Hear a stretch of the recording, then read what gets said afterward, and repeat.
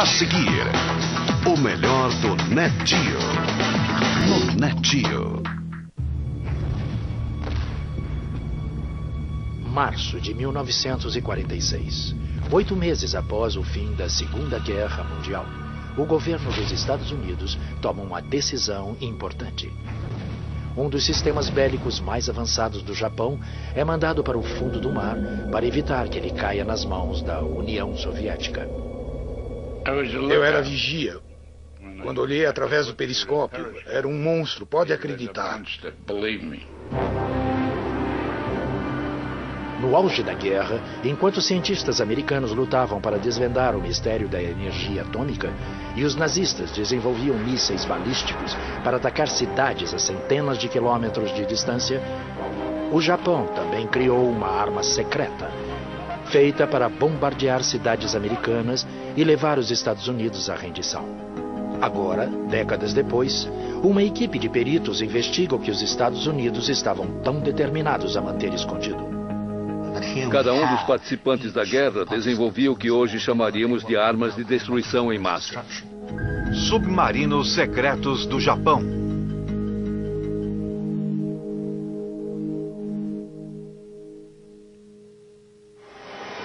Próximo à ilha de Oahu, exploradores submarinos da Universidade do Havaí praticam um mergulho de treinamento, manobrando os submarinos de pesquisa em águas profundas. Posição, 10 minutos, 24 graus. Eles estão a 800 metros de profundidade quando encontram destroços da Segunda Guerra Mundial, muitas vezes discutidos, mas nunca localizados. Uma arma tão secreta que os americanos só descobriram sua existência após o fim da guerra. 3 peritos se reúnem para decifrar os segredos do programa japonês I-400 do Japão. Ele podia contornar o Cabo Horn e o da Boa Esperança. 60 mil quilômetros. Exato, isso criava enormes opções estratégicas. Seria possível atacar qualquer lugar do mundo. Um sistema bélico global. A história do I-400 começa logo após o ataque japonês a Pearl Harbor. Os japoneses viram o ataque de dezembro de 1941 como uma grande oportunidade. O Japão tinha temporariamente a marinha mais poderosa no Pacífico e se aproveitou disso. O mentor do ataque a Pearl Harbor foi o almirante formado em Harvard, Isoroku Yamamoto. Seu objetivo era causar um impacto tão grande no país que faria a população civil pedir a paz ao Japão.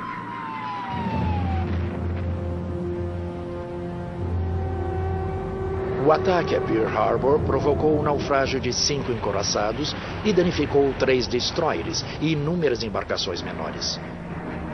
Mas por sorte dos americanos, seus 3 porta-aviões estavam em alto mar no dia do ataque. Esse não foi o único erro no plano de guerra japonês.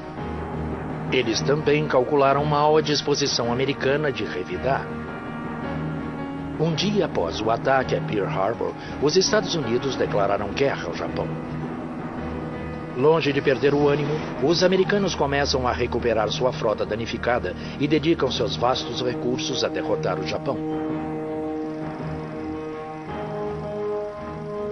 Se o Japão quiser levar os Estados Unidos à mesa de negociações, Yamamoto precisa encontrar uma forma de manter o inimigo na defensiva, desmoralizar a população civil e tornar a guerra custosa demais para os Estados Unidos.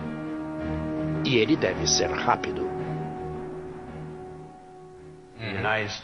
A base industrial americana estava entrando em uma economia de guerra e ele via o significado disso. Tinha uma compreensão total da capacidade limitada da sociedade japonesa em comparação com a grande capacidade da sociedade americana. Pessoalmente, ele não concordava com uma guerra contra os Estados Unidos, porque ele sabia que não daria para vencer. Mas, ao mesmo tempo, com sua capacidade como comandante em chefe das forças navais, ele tinha de encontrar uma estratégia para tornar a guerra contra os Estados Unidos uma proposição viável. Nos meses seguintes a Pearl Harbor, Yamamoto busca desesperadamente formas de levar a guerra ao coração dos Estados Unidos, mesmo estando a milhares de quilômetros de distância. Ele observa os sucessos dos U-boats alemães, submarinos nazistas que atacavam navios no Atlântico. De janeiro a julho de 1942, submarinos alemães afundam 397 navios que levavam milhões de toneladas de carga destinadas à Grã-Bretanha. Alguns foram atingidos por torpedos próximos da costa americana. Se os submarinos alemães podem chegar tão perto da costa leste dos Estados Unidos, por que os japoneses não poderiam atacar a costa oeste?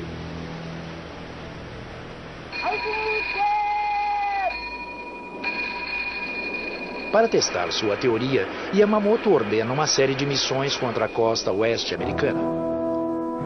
Ele envia um submarino a Santa Bárbara, na Califórnia, para lançar projéteis contra uma refinaria de petróleo.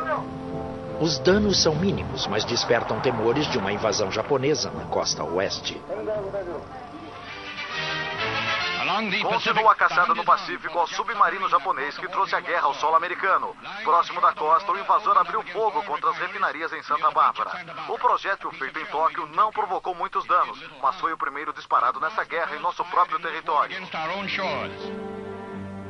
No dia seguinte, brigadas de artilharia costeira disparam 1.400 projéteis antiaéreos em supostos aviões inimigos, mas nenhuma presença é realmente confirmada.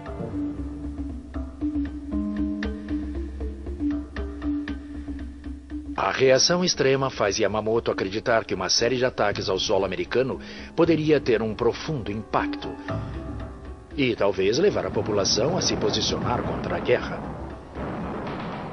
Mas para executar o plano, ele precisará de um poder de fogo muito maior que o oferecido por um pequeno submarino. O ideal seria um porta-aviões com uma frota de bombardeiros, mas com os americanos em alerta seria impossível se aproximar da costa oeste. Yamamoto tem então uma ideia que irá revolucionar as regras da guerra. Ele combinará o poder de fogo de um porta-aviões com a discrição de um submarino, criando a super-arma de que os japoneses precisam para mudar o rumo do conflito.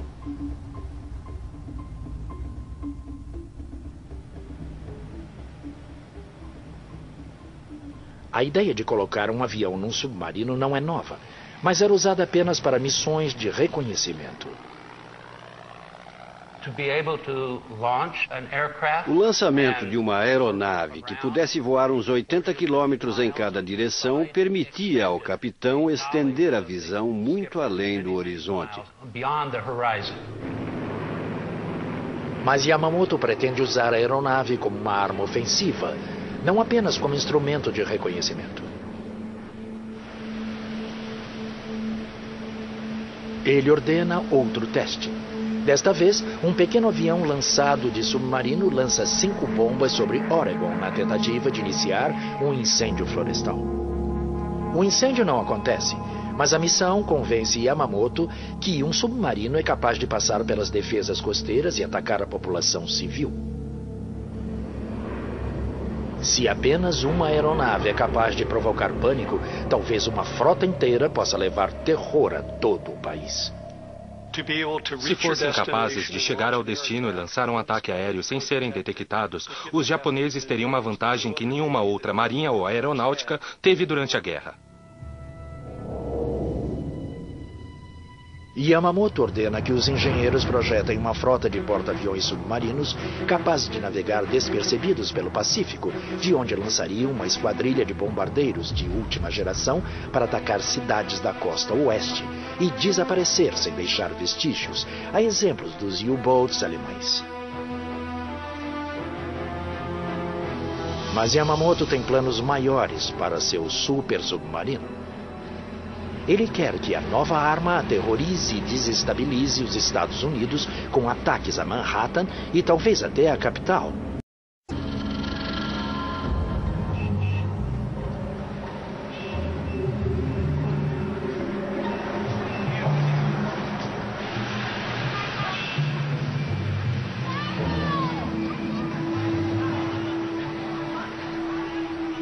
Yamamoto batiza o novo submarino de I-400 e o declara altamente secreto. Agora os japoneses precisam descobrir uma forma de construir essa super-arma em tempo para ter alguma influência na guerra.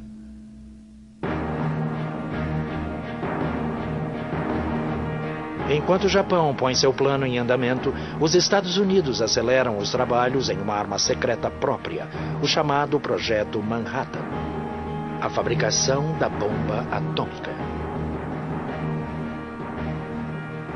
O coordenador das pesquisas é Robert Oppenheimer, professor de física da Universidade da Califórnia.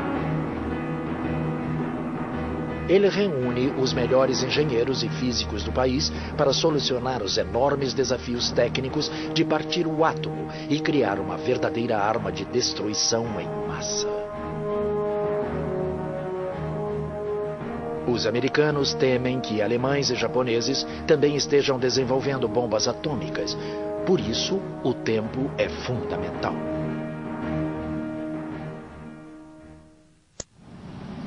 O submarino convencional da época tinha o formato de um charuto. O casco cilíndrico tinha até 100 metros de comprimento. Ninguém sabia se suportaria um pesado hangar e 3 aeronaves no convés.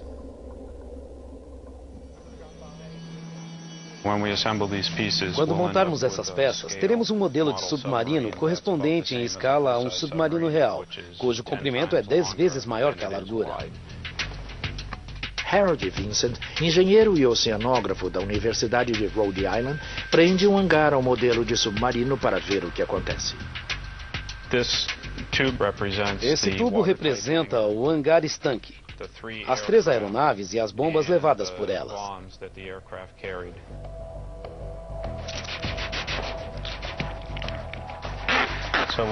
Vamos fechar o hangar aqui e ver o que acontece na água.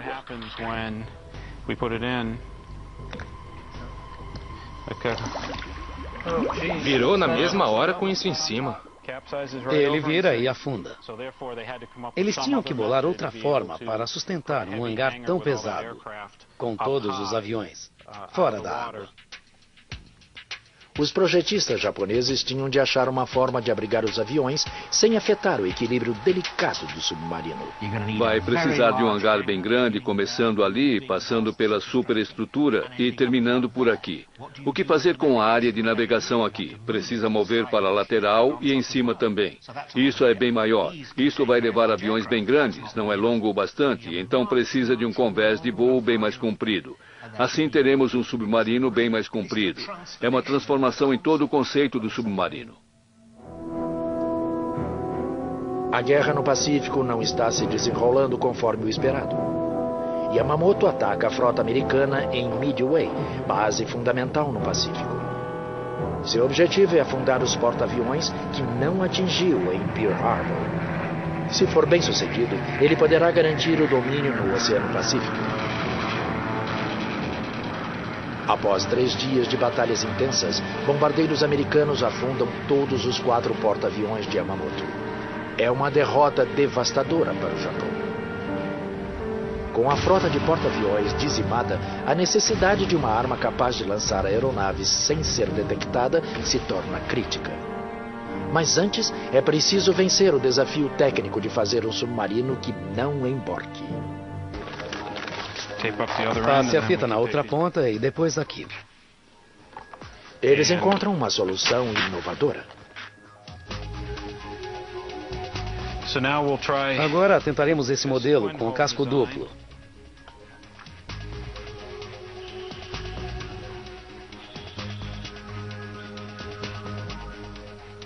Bom, é bastante estável. Ele corrige a posição em vez de virar. 2 cilindros colocados lado a lado, como os canos de uma espingarda.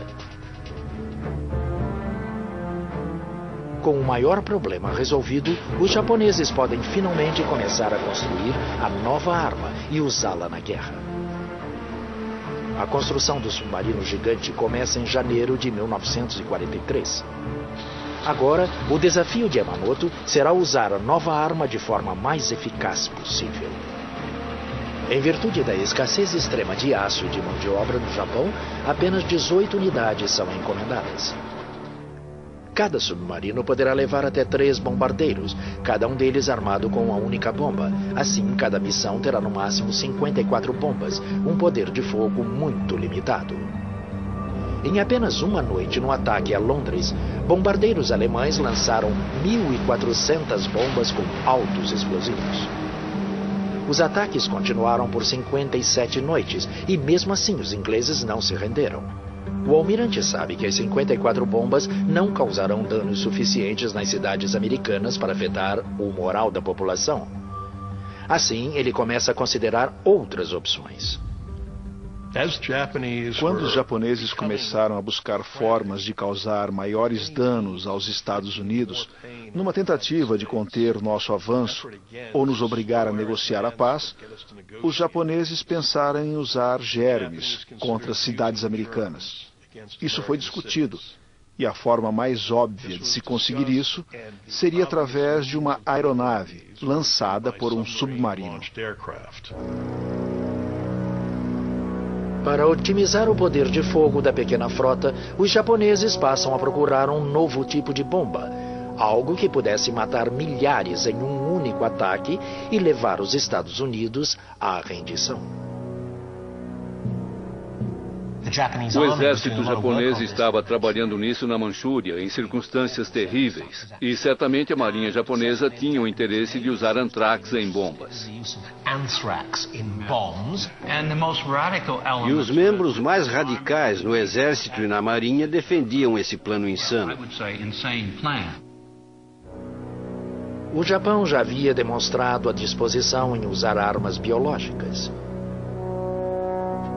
O comandante Shiro Ishii, do Exército Imperial, comandava a Unidade 731, um programa secreto de guerra biológica e química que vinha fazendo experiências com civis chineses desde os anos 30. Pulgas infestadas com a peste bubônica, criadas em laboratório, foram lançadas entre habitantes de vilarejos. Outras portavam antrax e cólera. Homens e mulheres foram infectados com doenças venéreas. Cerca de 200 mil chineses morreram como resultado desses terríveis experimentos. Alguns líderes militares japoneses protestaram contra o uso de armas biológicas por questões humanitárias. Mas, sem dúvida, uma arma de destruição em massa lançada em uma cidade americana causaria inúmeras baixas e seria muito mais eficaz para disseminar o terror entre a população do que uma bomba convencional.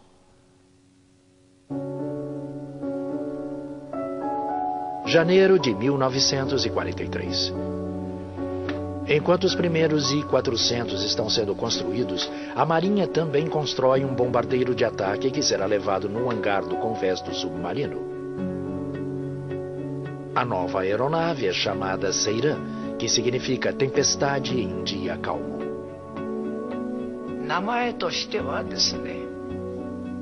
Como o próprio nome diz, o avião iria surgir repentinamente, como uma névoa, carregado por um submarino que emergiria quando chegasse perto do alvo. E se moveria como um ninja. Por isso, ele foi batizado de Seiran. É um nome bastante poético. O tenente Atsushi Asamura é o último piloto sobrevivente da esquadrilha de elite Seiran. É uma cerimônia shintoísta anual. Ele tem a chance de homenagear os colegas perdidos. Atsushi recorda a emoção de participar do projeto ultra secreto. Ficamos muito surpresos quando vimos o Seiran pela primeira vez. É realmente um avião que pode ser levado num submarino? Pensei. Acredito que pouca gente sabia sobre ele dentro da marinha japonesa. Os vários testes e experimentos foram feitos sob sigilo máximo. O novo Seiran seria uma importante adição ao arsenal de aviões de guerra do Japão. Ele levaria uma bomba de 800 quilos e teria um motor de 1.400 cavalos, atingindo a velocidade máxima de quase 500 km por hora. mas os projetistas japoneses enfrentam um novo desafio. Embora o I-400 seja mais largo que qualquer outro submarino da época, o hangar montado no convés tem apenas 3,5 metros de diâmetro. Este é o hangar do I-400, onde a aeronave teria de entrar. E aqui temos uma vista transversal do Seiran. Na mesma escala? A mesma escala. Minha nossa. A fuselagem cabe aí dentro, mas ainda temos as asas, a cauda, e isso não cabe. A solução encontrada é uma asa semelhante à do Grumman Hellcat, o mais potente caça de porta-aviões na frota americana. Para minimizar o espaço ocupado pelo avião no convés inferior, as asas do Hellcat giram 90 graus e se dobram de encontro à fuselagem. Os projetistas do Seiran aperfeiçoam a ideia. O estabilizador vertical e os estabilizadores horizontais se dobram para baixo, reduzindo a altura. Quando se faz isso, ele cabe perfeitamente. Impressionante.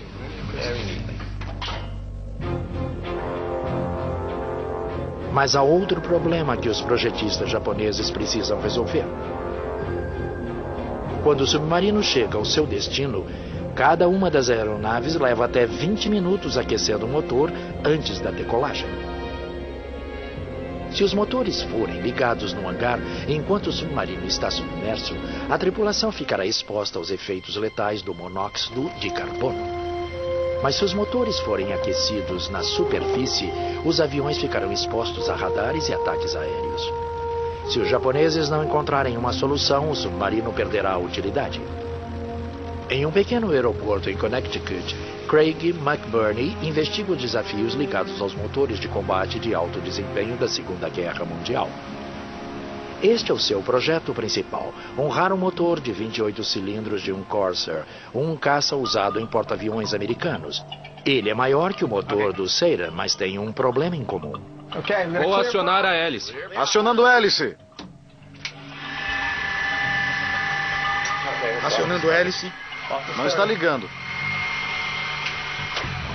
Às vezes o motor nem liga.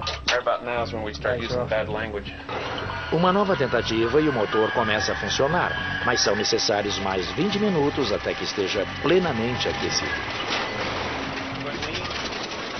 Para a tripulação japonesa no I-400, um atraso desses poderia significar desastre. O óleo está viscoso porque não aqueceu e sabemos como são críticas as tolerâncias dentro do motor de uma aeronave. Como são pequenas as passagens e faria uma grande diferença tentar bombear aquele óleo espesso através do motor de uma aeronave. Tudo se resume à viscosidade do óleo de motor quando está frio. Mas e se o óleo pudesse ser pré-aquecido? É o mesmo óleo que foi aquecido com um pré-aquecedor. Escorre como água. Vejam a diferença. Assim, os engenheiros japoneses criaram uma solução engenhosa. Um tanque separado para pré-aquecer o óleo do motor. O óleo está sempre aquecido e pronto para ser bombeado para os cilindros e válvulas. A mesma tecnologia usada por Craig em seu motor de Corsair. Dentro desse recipiente temos o tanque de óleo principal para alimentar o motor. E também instalamos nosso próprio tanque com aquecedor embutido. Acionando a hélice. Acionando a hélice. Pode ligar.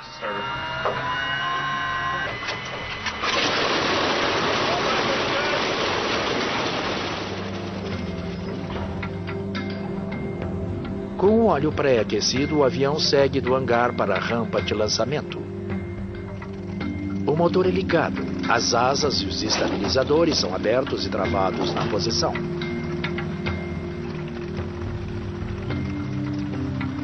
Os flutuadores são instalados e o avião parte em sua missão. Treinávamos muito, tentando reduzir o tempo de lançamento, nem que fosse em 1 segundo. O primeiro avião era lançado. Depois o segundo e então o terceiro. O objetivo era lançar os 3 aviões o mais rápido possível.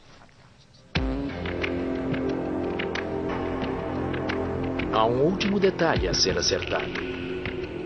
o I-400 não é longo bastante para os aviões pousarem. Assim, na volta, eles pousam no mar e em seguida são erguidos por um guindaste hidráulico e colocados no convés. Com os problemas de engenharia resolvidos, o programa do I-400 parecia ter caminho livre pela frente. Mas em abril de 1943, a Marinha japonesa sofre uma perda devastadora. Os Estados Unidos planejam o assassinato do almirante Yamamoto. Seu avião é abatido sobre as Ilhas Salomão. Sem o comando do idealizador do programa, o I-400 sofre um duro golpe. A encomenda dos super submarinos é imediatamente reduzida pela metade, de 18 para 9. 1 ano e meio se passaria após a morte de Yamamoto para que sua arma inovadora se tornasse realidade. Dezembro de 1944. O primeiro I-400 está finalmente terminado.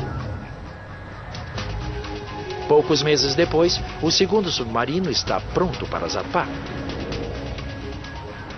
O super submarino leva 3 bombardeiros de mergulho em um hangar de 31 metros de comprimento. Uma catapulta de ar comprimido lança os aviões ao ar, mesmo em mar agitado.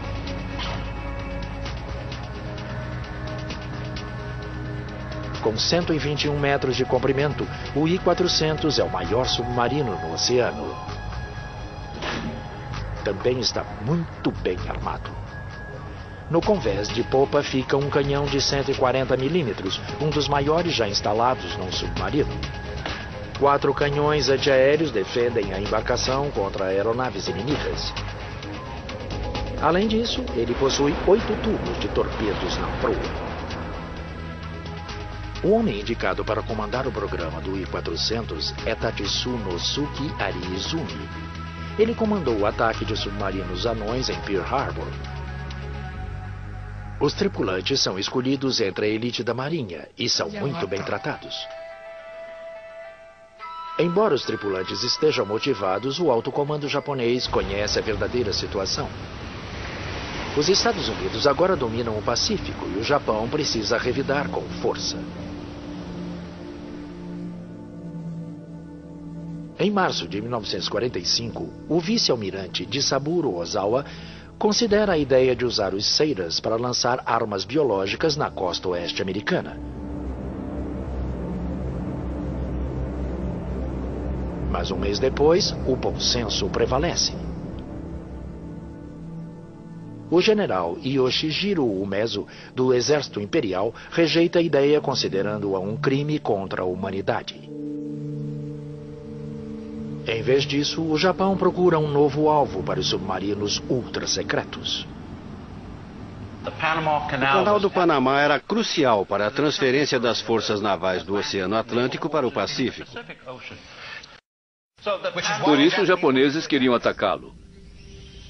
Se o Japão conseguisse atingir o canal, o tráfego de navios seria interrompido durante meses e os aliados seriam obrigados a fazer a rota muito mais longa, contornando o Cabo Horn. Estrategistas navais se preparam para a missão. O plano era assim. Esta flotilha de submarinos, 4 submarinos com 10 aeronaves, percorreria uma grande distância pelo Pacífico. Atravessaria o Pacífico. Uns 13 mil quilômetros, até chegarem ao ponto de lançamento perto do Equador. Mais ou menos aqui. Eles iriam emergir e lançar os seus aviões o mais rápido possível. E para surpreender o inimigo, voariam numa direção totalmente diferente. Passariam pela Colômbia, fariam uma curva fechada e então mergulhariam, reduzindo a altitude, viriam por aqui na direção do canal para atingi-lo no extremo norte, aqui. A missão será extremamente perigosa para a frota de I-400 e seus tripulantes. Os submarinos precisam viajar até o Canal do Panamá, atravessando águas inimigas. Em meados de 1945, o Pacífico era um lago americano. Era muito difícil conduzir qualquer embarcação com segurança na região do Canal do Panamá. Mesmo que os submarinos cheguem em segurança ao destino, seus alvos, as eclusas de Gatun, são muito bem protegidas, com artilharia antiaérea. Uma opção seria lançar bombas de uma grande altitude, mas essa solução apresenta os próprios problemas. As paredes das eclusas eram estruturas gigantescas de concreto reforçado com aço, com quase 2 metros de espessura. Mas a 4.000 metros de altitude pareceriam um fio de cabelo. As chances de acertar um alvo como esse eram muito pequenas. Com apenas 6 aviões e apenas uma bomba em cada um, não há margem para erros. É criado um plano radical para garantir um ataque bem-sucedido. Naquela altura da guerra, quase todas as missões aéreas japonesas eram executadas por kamikazes, e o plano era fazer o mesmo aqui. Devido à falta de recursos do Japão na época, não tínhamos opções, a não ser as missões kamikazes.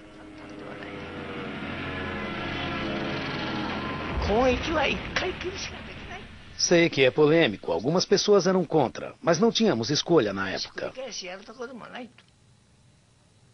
Sabíamos que seria muito difícil acertar o alvo, mesmo com várias bombas. A missão suicida era a nossa única chance.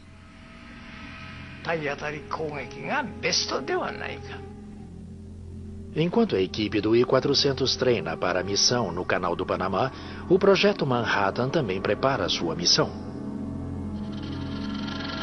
Um comitê elabora uma lista de possíveis alvos para a bomba atômica. Hiroshima é uma das 5 cidades indicadas. Enquanto cada país prepara sua arma secreta para a guerra, forças aliadas invadem a ilha de Okinawa, a apenas 1.500 quilômetros de Tóquio. 82 dias de combates brutais resultam em 100.000 soldados japoneses mortos e milhares de aeronaves e navios militares destruídos. Diante de uma invasão americana aparentemente inevitável, o vice-almirante Ozawa muda mais uma vez a missão do I-400. O novo alvo é o atol de Ulithi. É o local onde se reúne a enorme frota americana que se prepara para invadir o Japão. Ulithi era a base para as unidades que tinham atacado Okinawa e, provavelmente, para aquelas que seriam enviadas ao confronto final de um continente.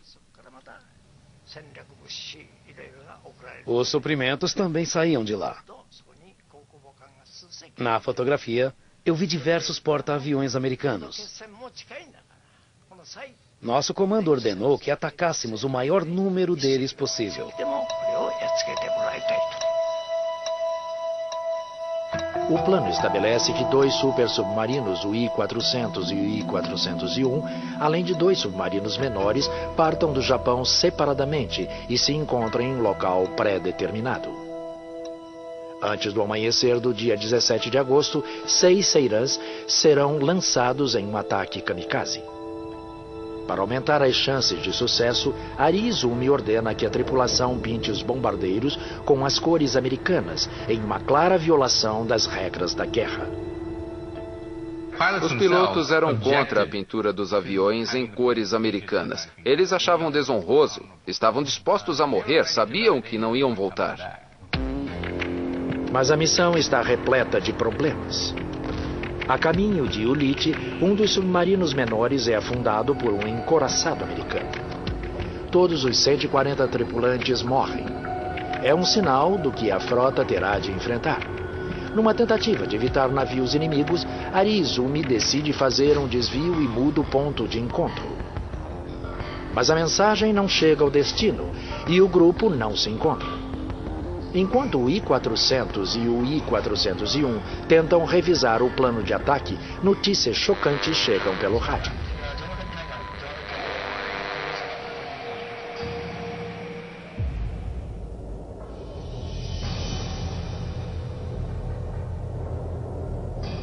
Os Estados Unidos derrotaram o Japão com sua própria arma secreta. Em 6 de agosto, uma bomba atômica destrói a cidade de Hiroshima, matando 80 mil pessoas. Em 9 de agosto, a segunda bomba atinge Nagasaki. 40 mil pessoas morrem. A cidade fica em ruínas. 6 dias depois, em 15 de agosto, o Japão se rende aos Estados Unidos.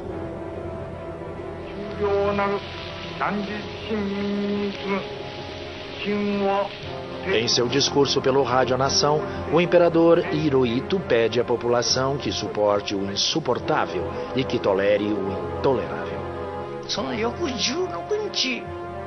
No dia seguinte, dia 16, recebemos um telegrama ordenando o cessar-fogo. Quando recebemos esse telegrama impensável, começamos a cair na realidade. A partir de então, começou um drama a bordo. Naquela época, não existia o conceito de se render e continuar vivo na Marinha Imperial. Os capitães dos 2 submarinos decidem reverter o curso e voltar ao Japão. Ninguém quer entregar as embarcações nem passar pela humilhação de ser capturado em águas inimigas. Para proteger seus segredos, Ari Izumi ordena que as tripulações joguem os aviões com as cores americanas no oceano.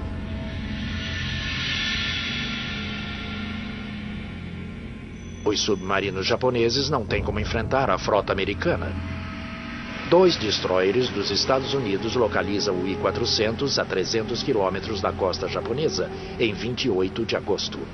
O submarino gigante, por um breve momento, tenta escapar. Em seguida, se rende sem resistir.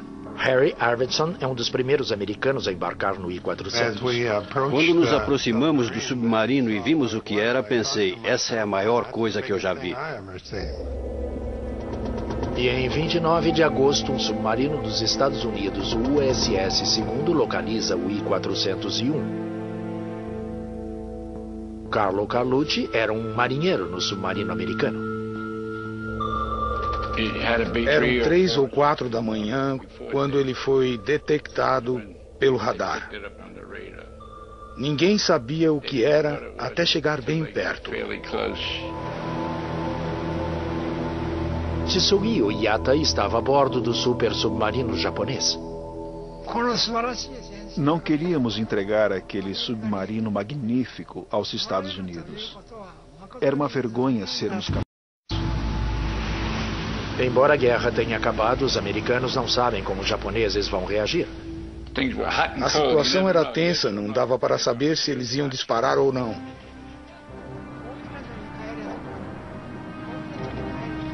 Estávamos voltando para o Japão. Mas pensávamos no meio de evitar que os americanos tomassem o submarino. Então discutimos a possibilidade de afundá-lo próximo à costa. Mas antes que os japoneses possam executar o plano, os motores do submarino param de funcionar.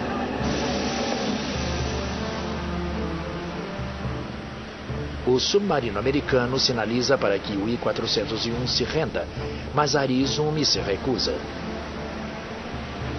Várias horas se passam com as armas americanas apontadas para o I-401. Moneo Bando recorda como foi a captura.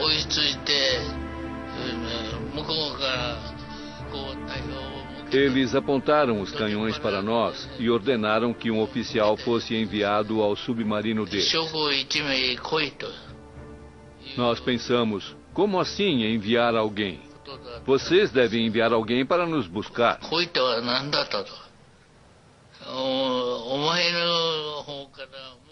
Insistimos em mostrar nosso orgulho e em lidar com eles de homem para homem.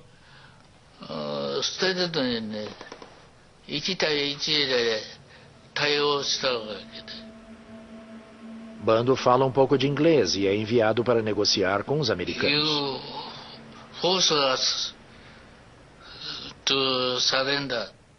Eu disse, se formos obrigados a nos render, cometeremos suicídio.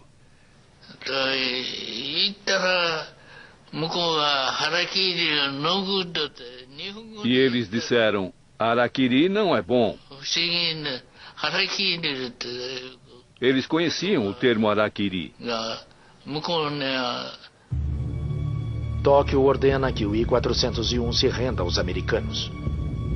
Por fim, Ariizumi se curva ao inevitável e a bandeira preta, símbolo naval internacional de rendição, é içada. Mas para o comandante Ariizumi, a humilhação da derrota é grande demais. Eu fui tomar um café, tinha acabado de me sentar, quando ouvi um forte estampido. Era o suicídio. O capitão e eu corremos para dentro e vimos que o comandante Ariizumi tinha tirado a própria vida. Eu ouvi o capitão dizer, ele finalmente se matou.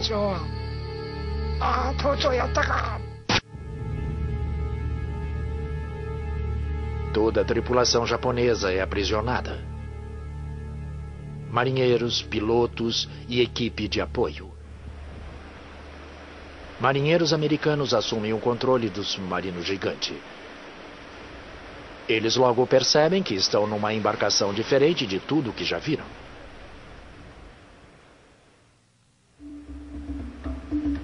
Um dos primeiros americanos a bordo do I-401 é um jovem marinheiro chamado Paul Whitmer.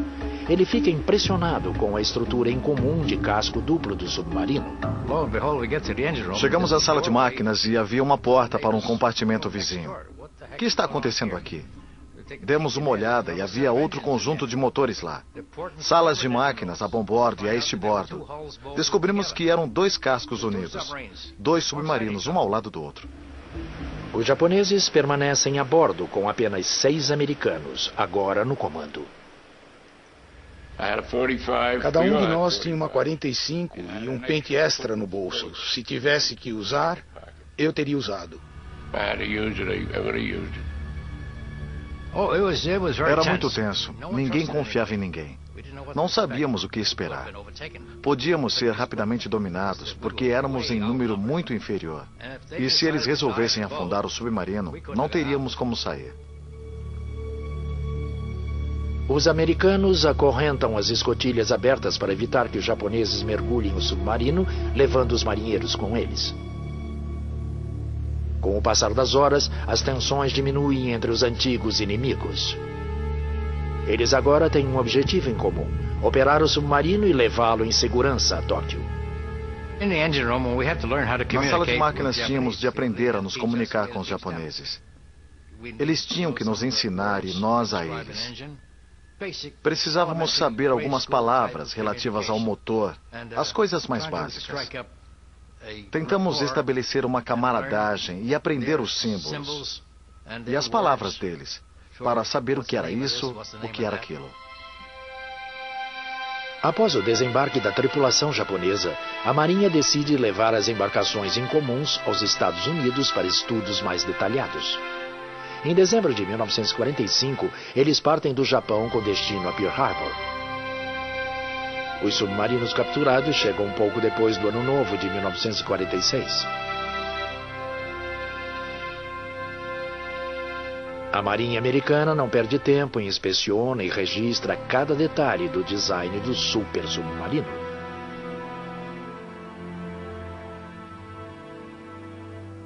Mas em março de 1946, uma nova realidade começa a surgir e os submarinos I-400 mais uma vez são envoltos em segredos.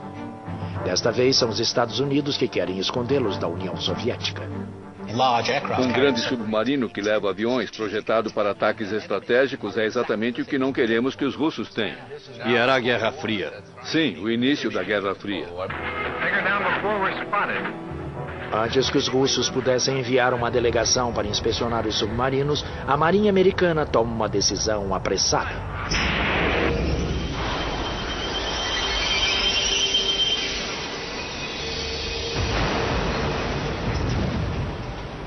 Em 31 de maio de 1946, o I-401 é afundado próximo à costa de Pearl Harbor. 2 dias depois, o I-400 junta-se a ele no fundo do mar.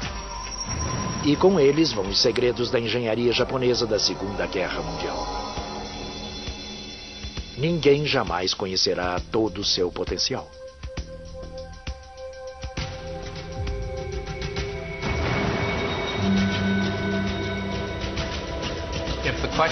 Se a pergunta for, a operação do I-400 teria mudado o curso da Segunda Guerra Mundial? Eu acho que não. Teria complicado as coisas em 1942, mas não em 45. Exato. E o Japão se rendeu por causa da enorme superioridade material dos Estados Unidos. Os Estados Unidos estavam com disposição e desejo de usar aquele enorme poderio para se vingarem de Pearl Harbor. Mesmo que as chances de sucesso fossem pequenas, não há como se contestar que os I-400 eram armas notáveis, um triunfo da tecnologia que chegou tarde demais. Mas o mais importante foi o precedente que estabeleceram para a disputa entre submarinos na Guerra Fria no início da Era Atômica. Nos anos 50, um novo submarino americano foi lançado, possuindo uma grande semelhança com o super submarino japonês. A classe Regulus, com um hangar montado no convés para o lançamento de mísseis no lugar de aviões, abriu o caminho para os submarinos bélicos, que estão no coração de um arsenal nuclear moderno. Não acredito que antes disso alguém tenha pensado em submarinos como uma forma de atacar cidades inimigas. Essa ideia hoje é comum para o uso de armas nucleares dos Estados Unidos, França, Grã-Bretanha e até Rússia. Mísseis com ogivas nucleares lançados por submarinos para atacar cidades inimigas. Ao transformar os submarinos em armas ofensivas voltadas para atacar populações civis, o I-400 mudou para sempre a forma como as guerras seriam travadas. Versão Marshmallow São Paulo.